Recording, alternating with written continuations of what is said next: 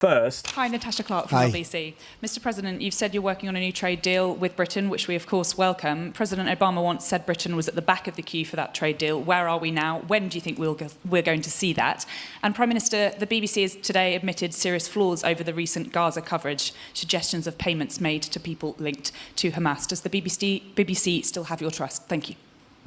Well, they didn't do well with President Obama. He'd never got a lot of things done, and he didn't get a trade deal done that was of any importance or magnitude. We've had great discussions on trade, and I think we're going to have a deal done rather quickly as it can be done. We're going to have something, I think, rather quickly. We expect to do that. Okay. The Vice President, JD Vance, said there was a good chance that a trade deal could be reached with the UK as the dust continues to settle from America's global trade shake-up. Simon Marks is LBC's Washington correspondent. We've been here before, Simon, with people saying, yes, we're very close now, and never quite happening. Afternoon. Afternoon to you, Tom. We have indeed been here before, but it is interesting to be hearing this from Vice President JD Vance because, first of all, on its merits, I mean, he says that the two governments are working very hard. The President really loves the United Kingdom. He loved the Queen. He admires and loves the King. It's a very important relationship. He talks about a cultural affinity between the United States and the UK. And this is the same JD Vance who, of course, was recently excoriating the UK for what he claimed was a backsliding position with regard to free speech in Britain. So to hear this from JD Vance suggests that there is some kind of progress being made. We don't know how full-scale an agreement this is going to be.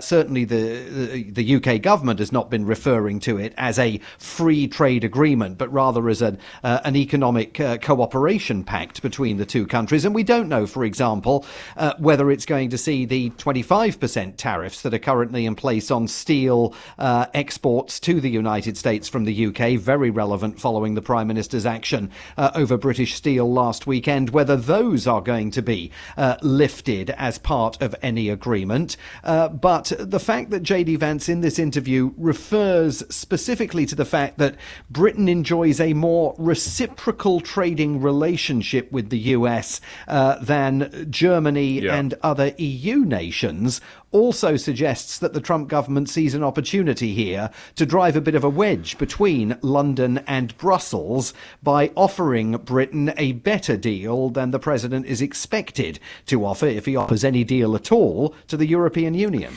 We have talked a lot, for obvious reasons, about what has been the effect of the Trump tariffs for Europe and America and internally within America.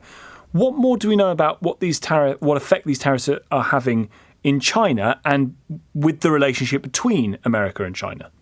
Well, I mean, China is now, of course, the major target of Donald Trump's trade war. Not the only target. I mean, it wasn't a complete U-turn that he made. He's still got 10% tariffs in place on the rest of the world.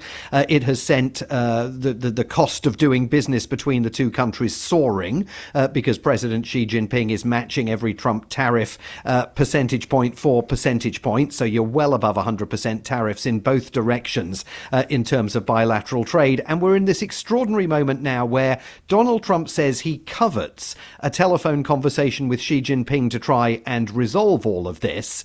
But the US says the Chinese have to request that conversation. They insist that President Xi needs to be the first one to blink.